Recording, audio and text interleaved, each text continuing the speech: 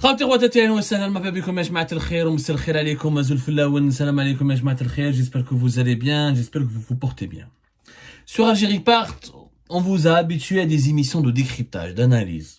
On essaie d'élever le niveau au maximum possible, tout en restant pédagogue, tout en essayant de démocratiser l'information. Nous sommes spécialisés dans l'investigation, ce qui peut être qualifié de dénonciation, parce que nous dénonçons des scandales, nous dénonçons la corruption, les atteintes aux droits de l'homme, les abus de pouvoir, les abus de fonction, les dilapidations des richesses de notre pays, les détournements des richesses de notre pays, mais on ne fait pas que cela. Et on se donne comme priorité aussi d'expliquer des grands thèmes, notamment économiques et financiers, mais qui ont une importance vitale pour le développement d'un pays. Et il ne suffit pas de dénoncer la corruption en permanence ou d'attaquer les dirigeants, même si ce sont des dirigeants pourris. Ça ne servira pas à grand chose de les pointer du doigt en permanence, de les dénoncer en permanence si on n'explique pas les gros problèmes fondamentaux de notre pays, si on ne leur propose pas des solutions. Tout le monde connaît les problèmes de l'Algérie, mais très peu de personnes arrivent à les expliquer, à les comprendre et pour trouver des solutions. Ce que nous allons parler aujourd'hui, nous allons vous parler d'un cas, de ce que pour moi symbolise un petit peu la faillite du développement de l'Algérie, où là l'illustration la plus parfaite de son sous-développement. On va parler de l'argent qui circule dans la nature. Qu'est-ce qu'un pays développé? Un pays développé, c'est des infrastructures, c'est une croissance économique, c'est des institutions fortes, mais c'est aussi de la prospérité et de la richesse. Sans argent, on ne peut avoir ni les institutions, ni une économie, ni des infrastructures, ni des dépenses publiques. L'argent est à la base. La gestion de l'argent dans un pays, comme la question des droits de l'homme, comme la question de la liberté, des libertés publiques et individuelles, comme la question de la justice indépendante, comme la question des équilibres du pouvoir, elle est fondamentale pour mesurer le niveau de développement d'un pays. En clair, les pays qui gèrent le mieux leur argent et qui savent gérer bien leur argent et le distribuer ou le créer de la richesse, ce sont les pays qui sont les plus puissants, les plus développés.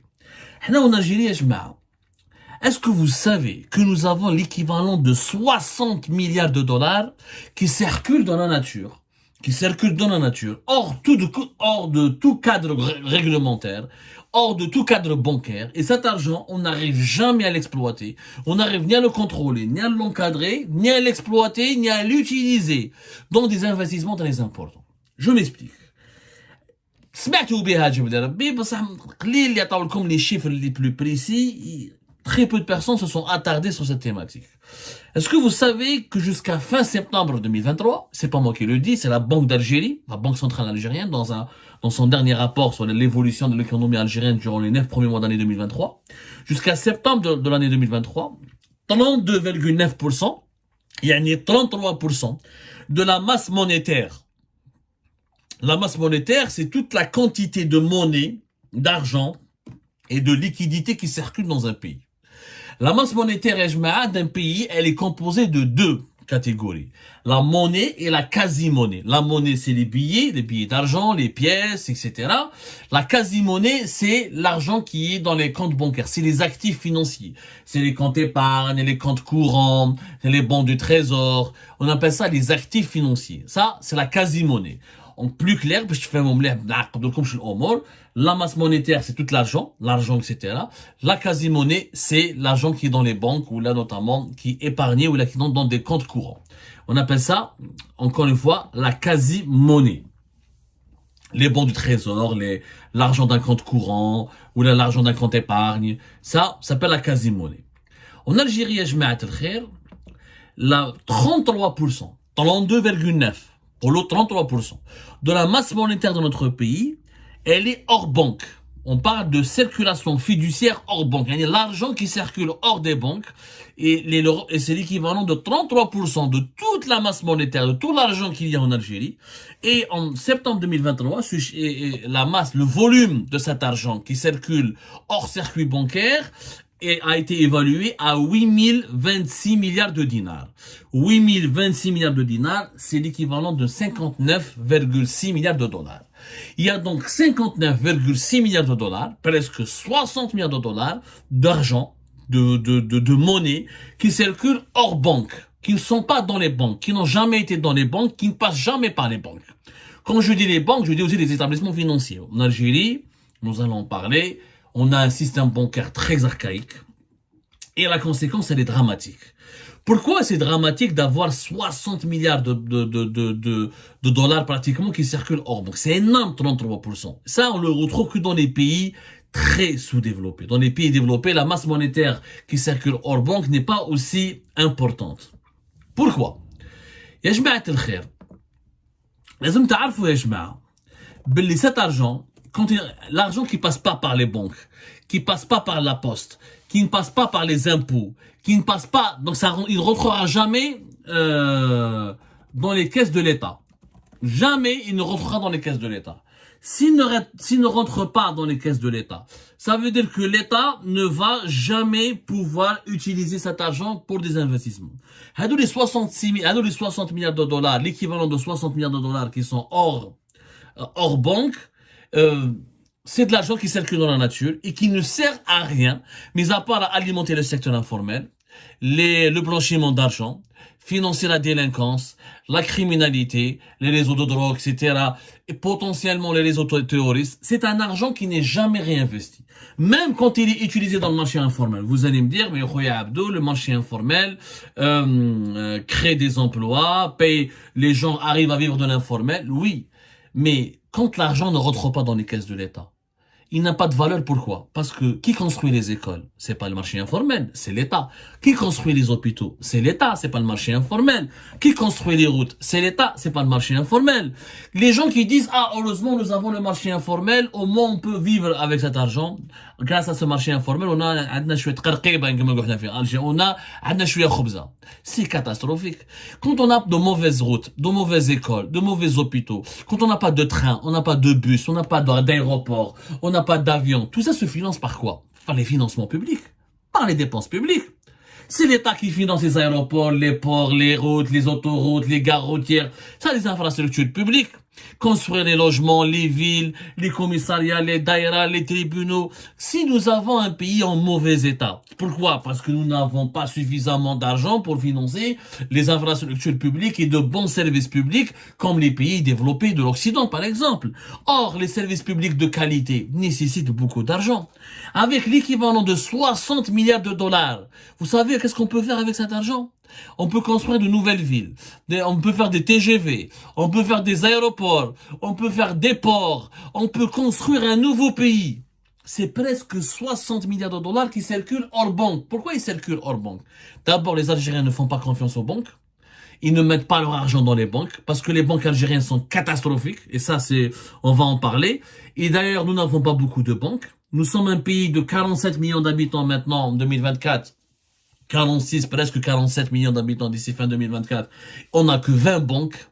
20 banques dans un pays de 47 millions d'habitants. Le Maroc, il a 19 banques, mais il a beaucoup plus d'établissements financiers et de crédits que nous, alors que nous avons que 8 établissements financiers. Le Maroc, il a des dizaines les banques, les établissements financiers, presque 100. 20 banques, et la majorité, la domination, c'est les banques étatiques.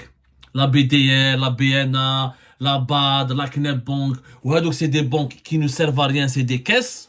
Quand les Algériens ne font pas confiance à leurs banques parce que des prestations de catastrophiques, tu peux pas retirer ton argent quand tu veux, il n'y a pas des services, des prestations de modernes, je peux pas payer en ligne, je peux pas avoir une carte Visa, c'est très compliqué de faire affaire à une banque, donc les Algériens préfèrent garder leur argent chez eux. Deuxièmement, pourquoi cet argent échappe aux banques? Parce que c'est pas de l'argent qui est déclaré. Les gens font des activités dans l'informel, donc ils payent pas des impôts. Ils payent pas les taxes. Donc, c'est un argent qui n'est jamais tracé. Donc, c'est pour ça qu'il circule dans la nature. Troisièmement, c'est que nous n'avons pas les moyens de paiement modernes qui attirent les gens vers qui peut faire sortir les gens du circuit informel pour les ramener vers le circuit formel. Si on avait le paiement en ligne, les Algériens pouvaient payer en ligne, avec le cash qu'ils avaient, ils seraient obligés d'ouvrir un compte bancaire dans une banque de qualité. Par exemple, si on avait les banques en ligne, si on avait le paiement mobile, si on avait des moyens de paiement digitaux, modernes, une bonne partie de cet argent ne serait pas dans la nature. On pourrait l'utiliser. Et comment on pourrait l'utiliser? Dans des investissements. Si cet argent rentre dans les banques, Des banques modernes, dites de ce nom. Mais chez la BNA ou la BAD, le CPA ou Khoroto, des banques qui donnent des crédits, qui font des crédits à la consommation, qui financent l'économie, qui proposent des cartes de paiement en ligne, et qui ont des distributeurs automatiques un peu partout à travers le territoire national, qui acceptent, qui font des transactions, qui peuvent t'ouvrir un compte rapidement, sans beaucoup de bureaucratie, qui peuvent, avec lesquels tu peux faire des virements de façon plus rapide et de façon interactive. Et ben cet argent va attirer cet argent va atterrir dans les caisses de ces banques et ces banques-là peuvent les redonner ensuite à des entrepreneurs et des chefs d'entreprise qui peuvent utiliser cet argent dans des vrais projets où ils vont créer des vrais emplois pour ensuite payer des taxes et des impôts qui permettront à l'État d'avoir des recettes fiscales. Comme une émission la dernière fois, que nous avons moins de 20 milliards de dollars de recettes fiscales. Alors que nous avons, regardez l'Algérie, moins de 20 milliards de dollars de recettes fiscales jusqu'à septembre 2023, c'est l'émission que nous avions diffusée le 8 février dernier, mais nous avons l'équivalent de 60 milliards de dollars qui circulent hors banque. L'État algérien n'arrive, il ne gagne, jusqu'à septembre 2023, entre janvier et septembre 2023, il a encaissé, au niveau des recettes fiscales, il a encaissé que même pas 20 milliards de dollars, alors qu'il y a l'équivalent de 60 milliards de dollars qui circulent, qui hors contrôle, qui circulent dans la nature. C'est de l'argent qui est dans la nature. Les Algériens, dans des couettes, sous les oreillers, dans des armoires, chez eux, dans des coffres forts, dans des sacs shkara, et ça circule. Et c'est de l'argent qui n'a pas de valeur. Pourquoi le dinar n'a pas de valeur? Parce qu'avec le dinar, on ne crée pas des richesses. Et pourquoi on ne crée pas des richesses? Parce que nous avons de l'argent qui sort, qui circule, et qui n'est pas investi dans des véritables activités de création de richesses. Si avec cet argent, je fais une usine, dans l'agroalimentaire, dans la pharmaceutique, si je fais des startups, si je propose des services, si je crée des hôtels, si je fais des restaurants de qualité, si j'attire des touristes, là, mon argent aura de la valeur. L'argent lui-même n'a pas de valeur. C'est l'argent quand il est investi pour créer de la valeur, il va avoir de la valeur. Or, nous avons une monnaie qui ne crée pas de la valeur. Le dinar, on ne crée pas de la valeur. Qu'est-ce qu'on fait avec le dinar? On achète quoi manger, on achète et on vend. Mais on l'utilise pas pour financer des projets de production, que ce soit de services ou là de biens. Le tourisme, c'est production de services. Les nouvelles technologies, les startups, production de services. L'industrie, production de biens. Mais 60 milliards de dollars qui circulent dans la nature sans que personne ne propose des solutions.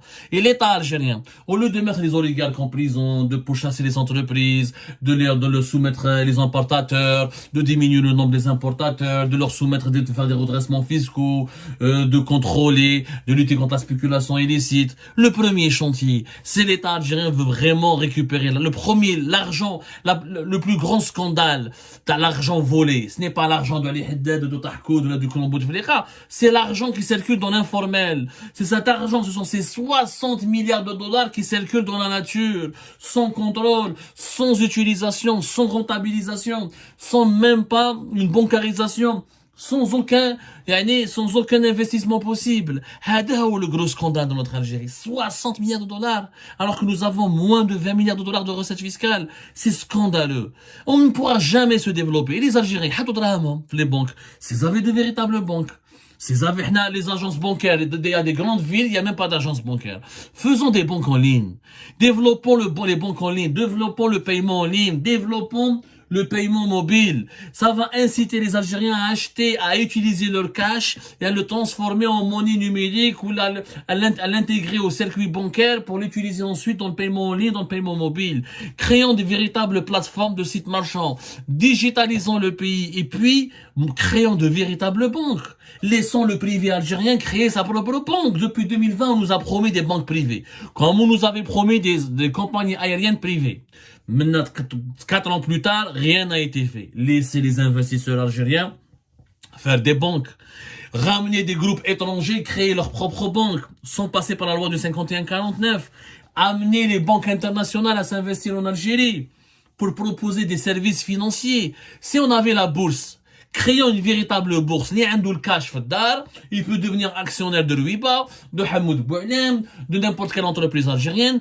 Nous avons de quoi, avec l'équivalent de 60 milliards de dollars qui circulent dans la nature, ça reste du dinar, oui, mais on peut l'utiliser localement pour financer beaucoup de projets, pour payer énormément d'employés, pour faire reculer le chômage. Et ça peut doubler, on peut doubler les recettes fiscales de l'État algérien. Ah, et si on double les recettes fiscales, on peut enfin construire un pays digne de ce nom. De nouvelles villes, de nouveaux logements de qualité, des stades de football, des infrastructures de loisirs, des piscines olympiques pour les gens du Grand Sud, il fait très chaud. Des véritables hôtels. Des investissements concrets. 60 milliards de dollars qui circulent de cette masse, 33% de cette masse monétaire qui échappe aux banques en Algérie, c'est un véritable scandale. C'est le plus grand scandale de détournement de l'argent. C'est du détournement parce qu'on sait que c'est de l'argent qui dort et qui est illégal, qui est dissimulé, qui n'est pas déclaré et qui échappe à tout contrôle et personne ne fait quoi que ce soit. C'est ça le véritable scandale de la corruption. C'est ça le véritable scandale de détournement de l'argent. Ce n'est pas uniquement un homme d'affaires qui prend un crédit qui ne le rembourse pas. Ça, c'est beaucoup moins grave que ces 60 milliards de dollars qui circulent encore une fois hors de tout contrôle et qui ne sont jamais utilisés pour financer le développement du pays.